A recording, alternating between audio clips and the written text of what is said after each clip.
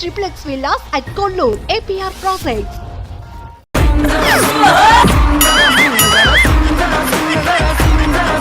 తేజ ఒక్క ఊపు నీ జీవితాన్ని మార్చేసింది. అంతే, ఇదే ఊపు 6 ఏళ్ళు నిలబెట్టింది. సో ఒక సాఫ్ట్వేర్ ఇంజనీర్, ఒక యూట్యూబర్, ఒక యాక్టర్, ఇన్ని షేడ్స్ ఎక్కడి నుంచి ఎలా స్టార్ట్ అయింది? బేసిక్గా నేను చేసిన మెకానికల్ ఇంజనీరింగ్. నాకు ఫస్ట్ నుండి సినిమాల్లోకి అట్లా రావాలని ఉండేదన్న. మా ఇంట్లో చదివితే బేసిక్గా మిడిల్ క్లాస్ ఫ్యామిలీ, ఎవరైనా ఏమనుకుంటారు, అరే ముందు జాబ్ చేయి, జాబ్ లో నువ్వు స్టాండర్డ్ అయిన తర్వాత ఏమన్నా చూసుకో. మా ఫాదర్ ఫస్ట్ నుంచి అదే చదువుతున్నారు. సర్లే ఏదో ఒకటి వెళ్దాం అని చెప్పి క్యాంపస్ ప్లేస్మెంట్కి వెళ్ళా. అదృష్టవశాత్తు సెలెక్ట్ అయిపోయా. అప్పటి నుంచి ఇప్పటిదాకా ఆల్మోస్ట్ 6.5 years అయింది. సేమ్ జాబ్ కంటిన్యూ చేస్తున్నా. క్యాంపస్ ప్లేస్మెంట్ అయిన తర్వాత మా నాన్నకి ఇంట్లో, నాన్న జావా నేర్చుకోవాలంటే మనకి ఇక్కడ కాదు, హైదరాబాద్ లో పెద్ద పెద్దవి ఉంటాయి, అక్కడ పోయి నేర్చుకుందాం అని చెప్పి మా నాన్నకి చెప్పి వచ్చానా. కట్ చేస్తే ఇక్కడ జావా కాదు, జబర్దస్త్ చుట్టూ తిరిగేవాడిని వచ్చి.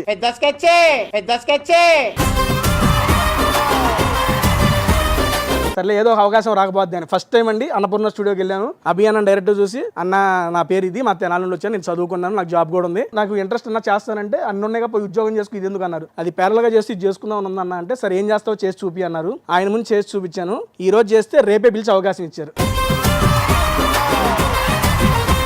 నాకు అవకాశం తేలిగ్గానే వచ్చింది, దాన్ని నిలబెట్టుకోవడానికి కష్టపడాల్సి వచ్చింది. ఇప్పుడు వేసిన ఈ స్వింగ్ జర డ్యాన్స్ నేను అభియాన్ టీంలోకి వెళ్ళిన 1.5 year తర్వాత నాకు ఇది పడింది. అప్పటిదాకా వెళ్ళటం చేయటం రావటమే, కానీ ఎప్పుడైతే ఇది పడిందో అప్పటి నుంచి ఒక మంచి ఒరే ఈడెవడో ఉన్నాడు, వింత ఉన్నాడు అనే ఒక ఇది పడింది. దాని ద్వారా ఒక పక్కన జాబ్, ఈ పక్కన ఏంటది జబర్దస్త్, ఈ రెండు మేనేజ్ చేసుకుంటూ ఒక 5 ఏళ్ళు నడిపేశారన్న. సో డెవలపర్ కావడానికి ఇక్కడ కూడా బాగా డెవలప్ అయ్యావు. చాలా తక్కువ టైంలోనే నీకంటూ ఒక రికగ్నేషన్, ఒక గుర్తింపు, ఒక మంచి ప్లాట్ఫామ్ క్రియేట్ చేసుకున్నావు. కాబట్టి మా ఈ మిస్టర్ ఇన్స్పిరేషన్ షోకి నువ్వు కూడా ఒక ఇన్స్పైరింగ్ పర్సన్గా ఇక్కడికి వచ్చావు. కాబట్టి ఫస్ట్ వీళ్ళ స్టోరీస్ విందాం. వీళ్ళు వచ్చినాక ఎంత స్ట్రగుల్స్ పడుతున్నారు, ఏం ఆఫర్స్ వచ్చాయి. అందుకనే నీ ఫీల్డ్కి సంబంధించి ఇక్కడ సాఫ్ట్వేర్ ఇంజనీర్స్ వచ్చారు, యూట్యూబర్స్ వచ్చారు, యాక్టర్స్ కూడా వచ్చారు. Start from here. సో ఆయన ఒక యూట్యూబర్. అదోని అన్న, కర్నూలు డిస్ట్రిక్ట్ నుంచి వచ్చేసాను నేను. ఇలాగే యూట్యూబ్ పెట్టుకుని యూబర్ చేసుకుంటూ ఎలాగైనా కానీ మళ్ళీ యూట్యూబ్ చేయాలి, మనం తెర మీద ఏదైనా చిన్న చిన్న క్యారెక్టర్ ఇస్తారేమో అని అలాగే ట్రై చేస్తూ టైం దొరికినప్పుడు నా వర్క్ చూసుకుంటూ. అన్న ఏ ఛానల్ అన్న? అది వచ్చేసి SSV/TFS జాఫర్ అన్న. ఏందన్న కాలేజ్ పేరు చెప్పావు? దేని గురించి పెడతావు బ్రో దాంట్లో? ఇక్కడ మూవీ ప్రమోషన్కి వెళ్ళినప్పుడు ఒక వీడియో చేసుకోవడం, కొంచెం ఎడిటింగ్ పెట్టేసి అలా యూట్యూబ్లో పెట్టేసుకుంటా. అది పెట్టేసినా యూట్యూబర్ అయిపోయావు. తేజాన్ని ఇన్స్పైరింగ్ గా తీసుకున్నావా? తీసుకుంటున్నా. ఇక్కడ వీడియో తీసంట, వెనక మ్యూజిక్ పెట్టి లోపల పెడతాడంట, అడిగితే నా ఇన్స్పిరేషన్ అంట. ఊరుకోసామే. నా ఛానల్ పేరు చెప్పు. టేస్టీ తేజ అన్న. అమ్మ ఇన్స్పిరేషన్ బ్రో. ఎంతమంది ఉన్నారు సబ్స్క్రైబర్స్? 930 అన్న. సో ఎన్నాళ్ళు నడిపిస్తున్నావు బ్రో? నేను దాదాపుగా పెట్టి ఒక 6 months అయిందన్న. తన ఛానల్ లేవటానికి నువ్వు ఇచ్చే అడ్వైజ్ అంటే ఏమని చెప్తావు? మనకు కంటిన్యూస్ గా వీడియోలు పెట్టాలి. దట్టు ప్రెజెంట్ ఏంటంటే షార్ట్స్ అనేది మంచిగా ట్రెండింగ్ అవుతున్నాయి. నా సజెషన్, మీరు అట్లా వెళ్ళి బ్యాక్గ్రౌండ్ మ్యూజిక్ పెట్టుకోవడం, మీ ఓన్ వాయిస్ తో. ఎప్పుడన్నా ఒరిజినల్ కంటెంట్ కి రీచ్ ఎక్కువ ఉంటుంది యూట్యూబ్ లో. ఇప్పుడు నువ్వు పాటలు పెడితే అదేంటి రీయూజ్డ్ కంటెంట్ సంథింగ్ అలా అవుద్ది, దానివల్ల మీకు ఉపయోగం ఉండదు. అండ్ ఒకవేళ మానిటైజేషన్ అయినా కూడా రూపాయి ఉండదు. మనం దీని మీదే చేయాలనుకుంటున్నప్పుడు నువ్వు ఏం చేయాలన్నా own voice, own content continuous గా చెయ్యి, ఆబ్వియస్లీ రీచ్ వచ్చింది. ఏమంటావన్నా? అసలు నువ్వు చెప్తుంటే నేను కూడా ఇన్స్పైరింగ్ అవుతాను. ఏదన్నా అడ్వైజ్ ఇవ్వచ్చు కదా? పోస్టర్ మంచి రోషన్ పోటీ పక్క.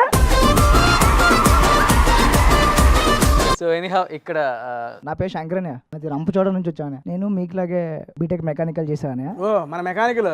బట్ మీలా జాబ్ చేయలేదనే. నాకు తెలిసినప్పటి నుంచి అమ్మ ఒకటే, నా నాన్నగారు చనిపోయారు.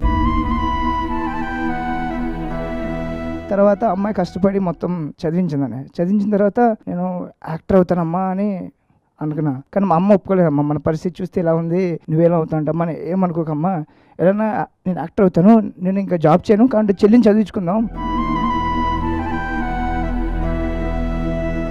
సరే అని చెప్పి అమ్మ ఒప్పుకుందానే. డబ్బులు కూడా లేకున్నప్పుడు ఊళ్ళో ఫ్రెండ్స్ ఉంటారు కదనే, వాళ్ళందరికీ చెప్తే తల సాయం చేసి ఇంకా ఇక్కడికి వచ్చినప్పుడు ఎవరు తెలీదు, ఏంటో అర్థం కావట్లేదు. పొద్దున్నే ఇలా కృష్ణానగర్ అని ఇలా తెలుసుకొని అక్కడ ఉంటే పని చెప్తారని చెప్పారన్న. అక్కడికి వచ్చి ప్రొడక్షన్ ఉంటే ప్రొడక్షన్కి వెళ్ళేవాడిని. సెట్ వరకు లైట్ అంటే లైట్ చేసుకుని చిన్న వెళ్ళినప్పుడు అలా పరిచయాలు పెంచుకొని మాట్లాడుకొని స్టూడెంట్స్ పెట్టుకుని ఈటీవీ షో చేసేదాన్ని. అందరు నవ్వేలా డాన్స్ ఏమైనా చేస్తే అది చూసి మన పటాస్ నుంచి భాస్కర్ ఉంటారు కదనే, బాగా చేసే అని చెప్పేసి నెంబర్ తీసుకున్నాను. ఒక 2 నెలల తర్వాత అన్నయ్య కాల్ చేసి అన్నయ్య స్టూడియో పిలిచాడు. అప్పుడు 7 acres దగ్గర అలా తీసుకొచ్చి ఇప్పుడు అన్నయ్యతో ట్రావెల్ చేస్తున్నాను. ఇప్పుడైతే ఇంకా భాస్కర్ అన్నా కదా, భాస్కర్ అన్న నా team leaders Saddam and Yadamaraju అన్న ఇద్దరు కూడా నన్ను బాగా చూసుకుంటారని. ఇప్పుడు ఏ ఇబ్బంది వచ్చినా భాస్కర్ అన్నకి వెంటనే చేస్తాను. నేను చేస్తే చెప్పరా ఏంట్రా అంటే, నా తమ్ముడు రా నువ్వు చెప్పు పర్లేదంటే, భాస్కర్ లేకపోతే అసలు నేను లేవు.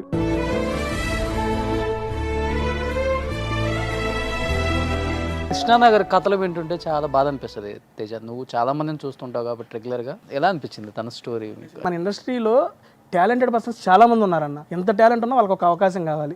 నేను నమ్మేది ఏంటంటే 99% నీ దగ్గర టాలెంట్ ఉన్నా 1% లక్ ఉండాలన్న. అవును. ఇప్పుడు మన దగ్గర ఎంత విషయం ఉన్నా ఆ విషయాన్ని గుర్తించి ఒక అవకాశం ఇచ్చేవాళ్ళు కావాలి కదన్న. ఎవరైనా ఇంట్లో ఇండస్ట్రీకి పోతారంటే ఇండస్ట్రీలో ఎటువంటి బ్యాక్గ్రౌండ్ లేని ఏ పేరెంట్ అయినా వద్దనే అంటారు. మా ఫాదర్ వద్దనే అన్నారు, వాళ్ళ మదర్ గారు కూడా వద్దనే అన్నారు. ఎందుకు వరే అక్కడికి వెళ్తే నువ్వు నిలబడలేవురా, మనకి ఉంది చూసుకోవాలి అని. నేనేమనుకున్నాను, ఓకే మా నాన్నది నిజమేలే, ఒక సెక్యూరిటీ అనేది పెట్టుకోవాలండి. ఇప్పుడు బ్రదర్ కూడా చేసింది ఏంటంటే అతను లేకుండా వచ్చి కష్టపడ్డారు. నేను కాదనట్లా, చాలా మంది ఇలాగే కష్టపడతారు. ఆ కష్టానికి ఒక అదృష్టం ఏడవ్వాలన్న. అదృష్టం వచ్చేదాకా ఎవరైనా ఇంతే ఉంటాము. అంతేగాని ఫ్యామిలీని వదిలేసి వాళ్ళని ఇబ్బంది పెట్టి ఇక్కడికి వచ్చి మనం ఎంత కష్టపడినా ఒకవేళ ఇక్కడ సక్సెస్ అయినా ఆ ఫేజ్ని మళ్ళీ మనం తిరిగి రాలేం కాబట్టి అది ఒక్కటి చూసుకోవాలన్న.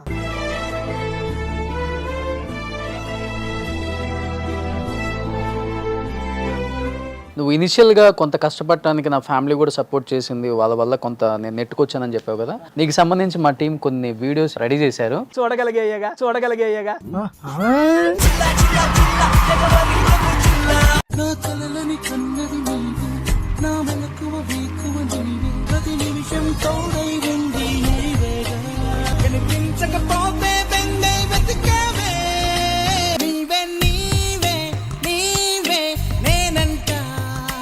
నీ పాదాలకు వల్ల నాడుగులు సాగాలమ్మా, నిరంతరం నిచంటి పాపల్లే ఉండాలి నేనన్నాళ్ళకి. ఎలా ఉంటుంది అమ్మతో బాండింగ్? ఎందుకంటే నీ కెరీర్ స్టార్ట్ అయింది అమ్మతో కాబట్టి. ఫస్ట్ వీడియో చూసారు కదండి, అది కరోనా లాక్డౌన్ అయిన టైంలో నేను అమ్మ కలిసి ఫుడ్ వీడియోస్ చేసే టైంలో ఆ వీడియోస్ అండి. ఆ 3 to 4 months బాగా ఎంజాయ్ చేసిన, అది ఒక మెమరీగా ఉండాలని చెప్పి ఫస్ట్ వీడియో ఒకటి చూసుకున్నా. అండ్ మీరు చూపించిన సెకండ్ వీడియో అంటే మా అమ్మ బర్త్డేకి హైదరాబాద్ వచ్చారు. నేను అనుకున్నా, అరే ఎంతో మందిని ఎవ్రీ వీక్ రెస్టారెంట్స్ కానీ అక్కడ నీటిని తీసుకెళ్లి వీడియోలు చేస్తాను, మా అమ్మని తీసుకెళ్దాం ఒక రోజు ఏ డే విత్ మై మదర్ అని చెప్పి నా అంతరకు నేనే అమ్మ ఏం కావాలి సరదాగా తీసుకెళ్లి గేమ్స్ ఆడటం, లంచ్ చేయడం, షాపింగ్ వెళ్తాం, ఇలా ఒక డే అంతా అమ్మతో స్పెండ్ చేశానన్న. అది మెమరబుల్, అది నాకు గుర్తుండిపోవాలని చెప్పి ఒక చిన్న వీడియో అల్లే తీసుకొని ఇది పెట్టుకున్నా. నాకు ఎప్పుడన్నా ఇక్కడ హైదరాబాద్లో ఇట్లా ఉన్నప్పుడు అమ్మని మిస్ అయ్యామని ఒక ఫీల్ వచ్చింది అనుకోండి, ఈ వీడియో చూసుకుంటా.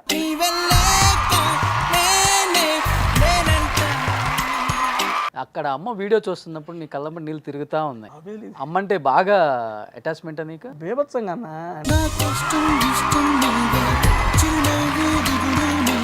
ఎప్పుడైనా అమ్మ గురించి ఏడ్చిన సందర్భం ఉందా? చాలా సిల్లీ ఇది, అనవసరంగా ఇబ్బంది పెట్టానేమో మా అమ్మని అనిపించింది. ఫోన్ ఇక్కడ ఉందన్న, మా అమ్మ మీద ఊడుస్తా చూసుకోకుండా ఫోన్ ఇట్లా ఉంది, ఫోన్ కింద పడిపోయింది. ఫోన్ కింద పడింది, పగిలింది అన్న. అమ్మ ఏంటి చూసుకో, ఫోన్ పగిలింది దానికి ఎందుకు, అరే ఏమైనా పగిలితే ఏపిద్దాంలే అంటే, ఏపిస్తావు నీకేం తెలుసు అది అని చెప్పి అనవసరంగా ఫోన్ పగలగొట్టాను సెన్స్తో అన్నాను. అమ్మ కొంచెం ఫీల్ అయ్యేది. అప్పటి నుంచి ఇప్పటికి అరే అనవసరంగా మా అమ్మని బాధ పెట్టాను, ఇంకెప్పుడు బాధ పెట్టకూడదని ఆ పగిలిన ఫోన్ స్క్రీన్ ఇప్పటికీ ఏపీలా. మీరు చూడండి అన్న.